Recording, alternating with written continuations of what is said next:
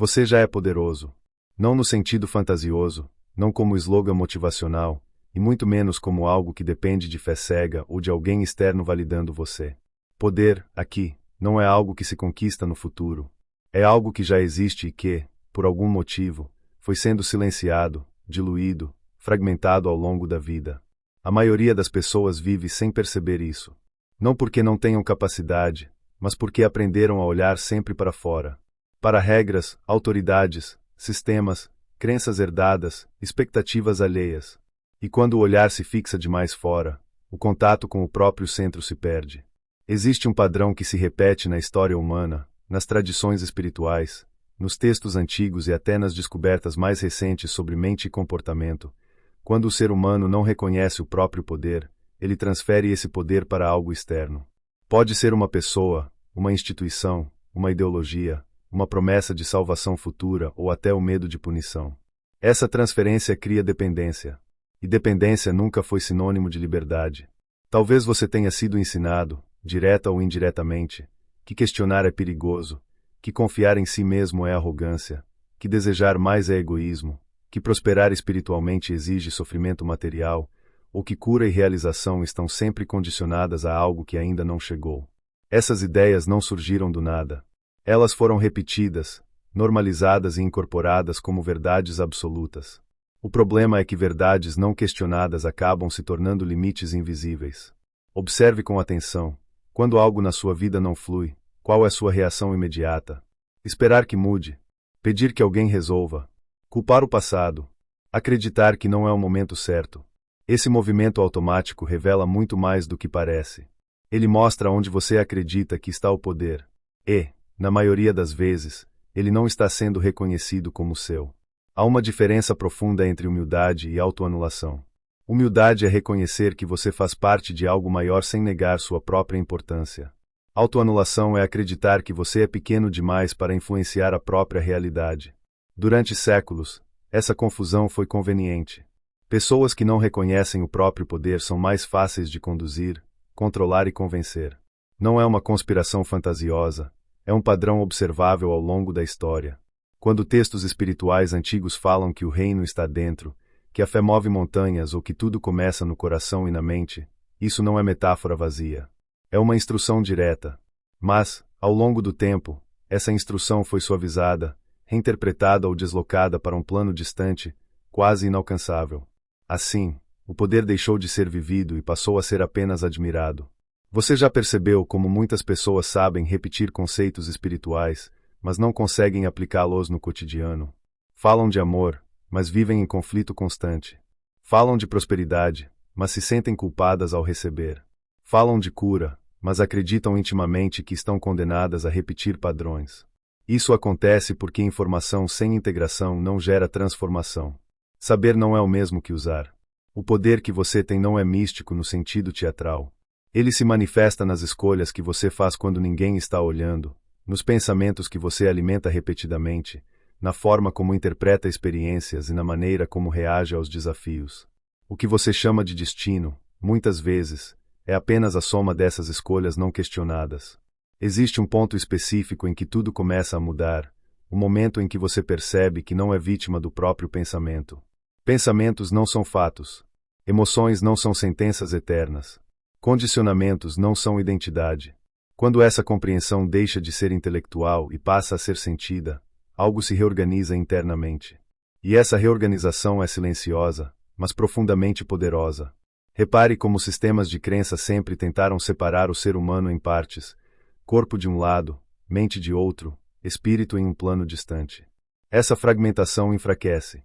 Quando você se percebe como um todo integrado, começa a entender por que suas emoções afetam o corpo, por que suas crenças moldam seus resultados e por que sua percepção de si mesmo influencia diretamente suas relações e sua prosperidade. Não é coincidência que pessoas que se sentem impotentes também sintam medo constante do futuro. O medo nasce da sensação de não ter recursos internos suficientes para lidar com o que vem.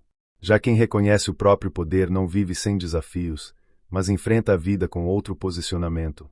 Não espera ser salvo, não terceiriza completamente a responsabilidade e não se paralisa diante da incerteza. Talvez ninguém tenha te dito isso de forma clara antes, mas é importante ouvir agora. Você não está aqui para apenas sobreviver, obedecer ou repetir ciclos. Existe algo em você que sabe disso, mesmo que tenha sido abafado por anos de condicionamento. Essa parte não grita, não se impõe, mas observa. E quando você começa a escutá-la, percebe que muitas limitações eram acordos inconscientes, não leis imutáveis. Usar o próprio poder não significa controlar tudo ou evitar dor.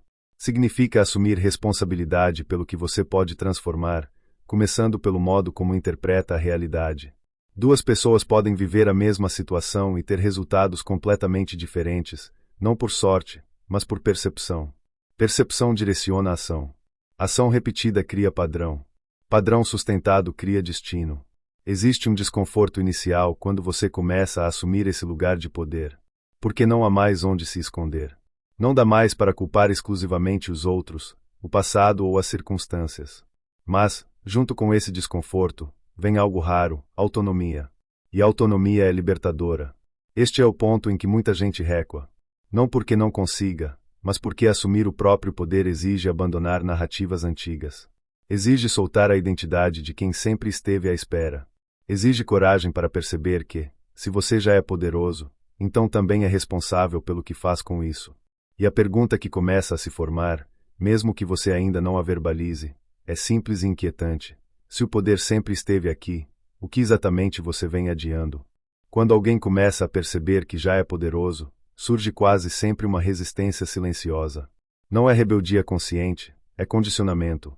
A mente foi treinada para associar poder a algo externo, distante, hierárquico. Poder seria algo concedido, autorizado ou permitido. Por isso, quando você se aproxima da ideia de que o poder está em você, algo interno questiona: se isso fosse verdade, por que minha vida não reflete isso agora? Essa pergunta é legítima, mas carrega uma armadilha. Ela parte do pressuposto de que poder é algo que se manifesta automaticamente, sem direção, sem consciência e sem treino. Poder não usado não desaparece, mas se distorce. Ele se transforma em ansiedade, frustração, autossabotagem, conflitos recorrentes e sensação de vazio. A energia que não encontra expressão construtiva encontra saídas disfuncionais. Esse é um dos pontos menos falados nas abordagens espirituais modernas. Nem todo sofrimento vem da falta de poder, muitos vêm do poder mal direcionado. Observe como pessoas intensas, inteligentes e sensíveis costumam sofrer mais quando não entendem a própria força. Elas sentem tudo com profundidade, pensam demais, antecipam cenários, criam histórias internas complexas. Sem consciência, isso vira exaustão mental. Com consciência, vira criação. A diferença entre uma coisa e outra não está no dom, mas no uso. Existe um mecanismo simples e implacável operando o tempo todo. Aquilo em que você coloca a atenção ganha energia. Não importa se você chama isso de foco, intenção, oração, visualização ou pensamento recorrente. O nome muda, o princípio não. O problema é que a maioria das pessoas aprendeu a usar a atenção como reação, não como escolha. Reagem ao que acontece, às notícias, aos conflitos, às memórias, às expectativas alheias. E quando a atenção é reativa, o poder é desperdiçado.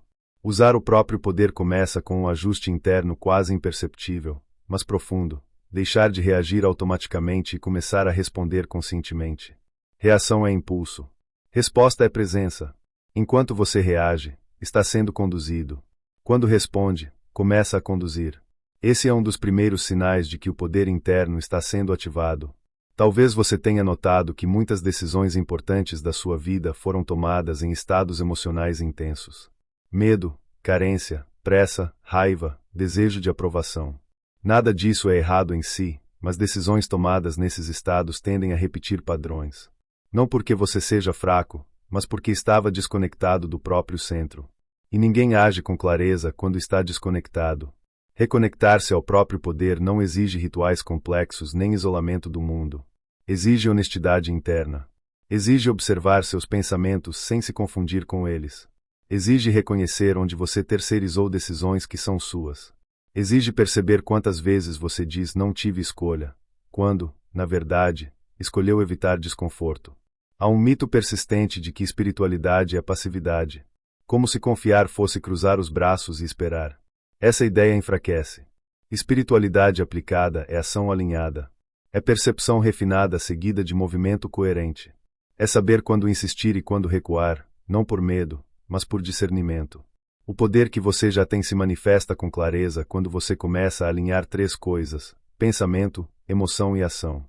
Quando essas três dimensões estão desalinhadas, você sente conflito interno.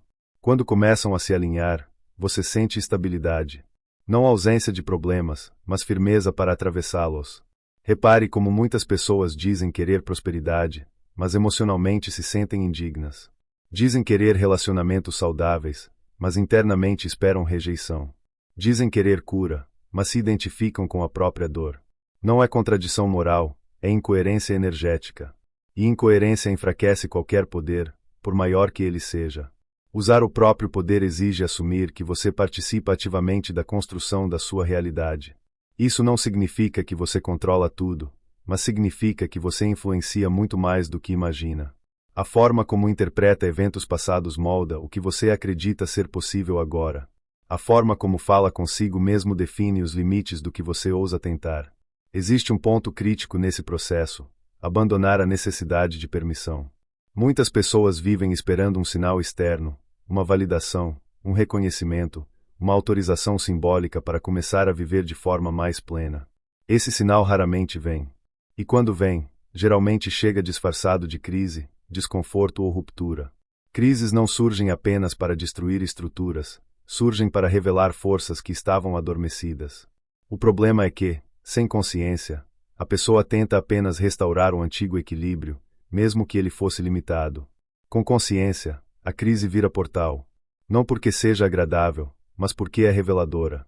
Você começa a usar o próprio poder quando para de perguntar apenas por que isso está acontecendo comigo, e começa a perguntar o que isso está tentando me mostrar sobre mim.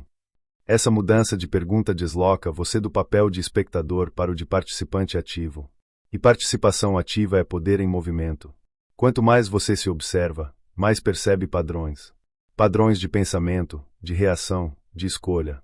E perceber padrões não é se julgar, é se mapear. Quem se conhece profundamente se torna difícil de manipular, tanto pelos outros quanto pelas próprias emoções. Talvez o aspecto mais desafiador de assumir o próprio poder seja aceitar que não há garantias externas. Não há promessa de que tudo será fácil, rápido ou confortável. O que existe é a certeza de que você não está à mercê do acaso como aprendeu a acreditar. Existe uma inteligência em você que, quando acessada, orienta decisões com mais clareza do que qualquer opinião externa. E, silenciosamente, uma nova pergunta começa a ganhar forma. Se você já percebe que reagir não é o único caminho, o que mudaria se você começasse a agir a partir de um lugar mais consciente, agora, e não em algum futuro idealizado? Em algum momento desse processo, algo se torna impossível de ignorar. Perceber o próprio poder muda a forma como você se relaciona com tudo. Pessoas, trabalho, dinheiro, fé, corpo, passado e futuro passam a ser vistos sob outro ângulo. Não porque o mundo mudou, mas porque o ponto de observação mudou. E isso exige maturidade emocional, porque nem todas as relações sobrevivem quando você deixa de operar no automático. Há um desconforto inevitável quando você começa a agir com mais consciência. Antigos acordos silenciosos se rompem. Você para de aceitar o que antes tolerava. Para de explicar excessivamente suas escolhas. Para de negociar seus limites por medo de perder a aprovação. Esse desconforto não é sinal de erro, é sinal de realinhamento. Muitas pessoas confundem poder com controle sobre os outros. Na prática, o verdadeiro poder começa quando você abandona essa ilusão. Controlar desgasta. Alinhar fortalece. Quanto mais você tenta controlar pessoas, resultados ou circunstâncias, mais energia perde. Quando aprende a alinhar sua postura interna, sua comunicação e suas ações, o mundo responde de outra forma, sem necessidade de força. Existe um ponto crucial aqui. Assumir o próprio poder não significa endurecer. Pelo contrário, você se torna mais flexível, porque deixa de agir por defesa constante. A rigidez nasce do medo. A flexibilidade nasce da segurança interna. E segurança interna não é arrogância, é silêncio confiante. Observe como pessoas que não confiam em si mesmas tendem a falar demais, justificar demais, prometer demais. Já aquelas que sabem quem são escolhem palavras com mais precisão. Não precisam convencer. A presença fala antes do discurso. Isso não é carisma místico, é coerência interna percebida externamente.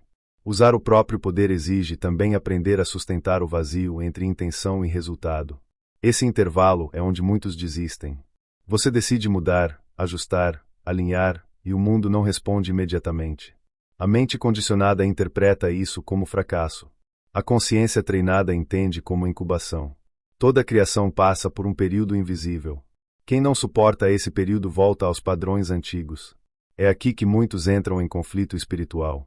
Dizem acreditar, mas agem como se tudo precisasse se resolver imediatamente para validar a fé. O paradoxo é simples: confiança não acelera processos, mas impede retrocessos. Quando você confia, não sabota. Quando não confia, interfere excessivamente. Outro aspecto pouco falado é o impacto do poder pessoal no corpo. Corpo e mente não são entidades separadas. Quando você vive em conflito interno constante, o corpo registra. Tensão crônica, fadiga, dores recorrentes não surgem do nada. Elas são respostas inteligentes a estados emocionais prolongados. Quando você começa a usar seu poder de forma mais consciente, o corpo tende a responder com mais vitalidade, porque deixa de operar em modo de sobrevivência contínua. Isso não significa a ausência de desafios físicos, mas significa uma relação mais colaborativa com o próprio corpo. Você passa a escutar sinais antes que virem gritos. Aprende a respeitar limites sem se sentir culpado. Aprende a perceber quando está indo além por medo e quando está se expandindo por escolha. O mesmo vale para o dinheiro. Dinheiro amplifica o estado interno. Não cria virtudes nem defeitos, apenas expõe. Pessoas que se sentem impotentes tendem a viver relações conflituosas com recursos. Ou evitam, ou dependem, ou acumulam por medo. Quando o poder interno se organiza, a relação com o dinheiro se torna mais funcional, mais clara e menos emocionalmente carregada. Prosperidade não é apenas quantidade, é fluxo saudável. Entrada, uso e circulação. Onde há rigidez excessiva, há medo. Onde há desorganização constante, há conflito interno. Usar o próprio poder envolve olhar para essas áreas sem romantização, mas com responsabilidade. Outro ponto sensível é a fé. Muitas pessoas foram ensinadas a delegar completamente o próprio poder a algo externo, mesmo dentro de sistemas espirituais. Confundir fé com anulação pessoal gera dependência. Fé madura fortalece a autonomia. Ela não substitui a ação consciente, ela a sustenta. Quando você começa a integrar espiritualidade e responsabilidade pessoal, percebe que não está sozinho, mas também não está passivo. Existe cooperação. Existe escuta. Existe direção. Mas existe também escolha diária. Poder sem escolha é ilusão. Escolha sem consciência é repetição. Talvez uma das mudanças mais profundas seja a relação com o passado. Quando você não reconhece seu poder, o passado vira sentença. Quando reconhece, vira aprendizado. As mesmas experiências podem ser vistas como fracassos irreversíveis ou como treinamentos intensos. A interpretação define o impacto. Você não muda o que aconteceu, mas muda o que isso significa agora. E significado molda identidade. Identidade molda decisões. Decisões moldam resultados. Esse encadeamento não é filosófico, é prático. Ele acontece todos os dias, quer você perceba ou não.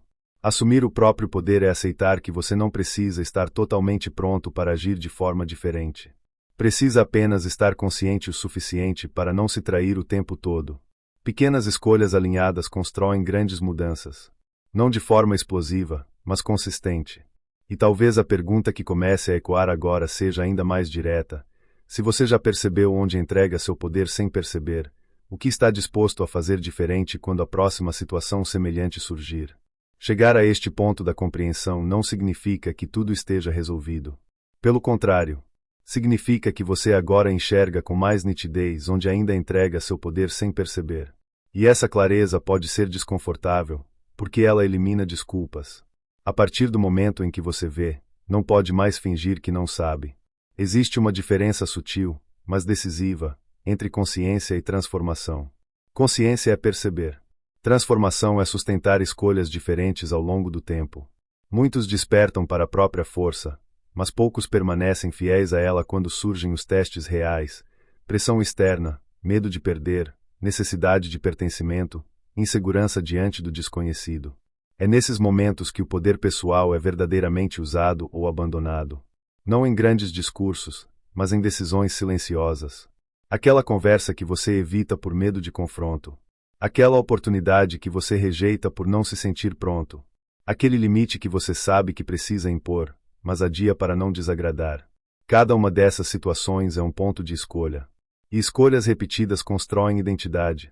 Talvez a maior armadilha seja acreditar que usar o próprio poder significa nunca mais sentir medo, dúvida ou fragilidade. Isso não é maturidade, é fantasia. Pessoas verdadeiramente poderosas sentem medo, mas não obedecem cegamente a ele. Sentem dúvida, mas não paralisam. Sentem fragilidade, mas não se definem por ela. O poder real não elimina emoções humanas, ele organiza a relação com elas. Emoções deixam de ser comandos automáticos e passam a ser informações. E quando você trata emoções como informações, em vez de ordens, sua capacidade de decisão se expande drasticamente. Há um ponto em que você percebe que não precisa mais convencer ninguém sobre quem você é ou sobre o que acredita. Essa necessidade cai quando a coerência interna se fortalece. Você passa a escolher ambientes, relações e caminhos que respeitam sua integridade, mesmo que isso signifique caminhar por períodos mais solitários. Solidão consciente não é abandono, é seleção. É o espaço necessário para que sua identidade não seja constantemente diluída pelas expectativas alheias. E esse espaço assusta quem viveu muito tempo se moldando para caber. Mas é nele que o poder se consolida. Outro aspecto inevitável é a responsabilidade pelo próprio estado interno. Não no sentido de culpa, mas de autoria. Você começa a perceber que, embora não controle tudo o que acontece, influencia profundamente como responde ao que acontece. E essa resposta molda sua experiência mais do que o evento em si. A vida não deixa de apresentar desafios quando você assume seu poder. Mas os desafios mudam de qualidade. Deixam de ser punições confusas e passam a ser convites claros para crescimento, ajuste ou reposicionamento. Você começa a identificar rapidamente quando algo não está alinhado, e isso reduz o tempo de sofrimento desnecessário. É nesse estágio que muitas pessoas revisitam sua relação com espiritualidade, fé e propósito. Não mais como fuga, mas como sustentação interna.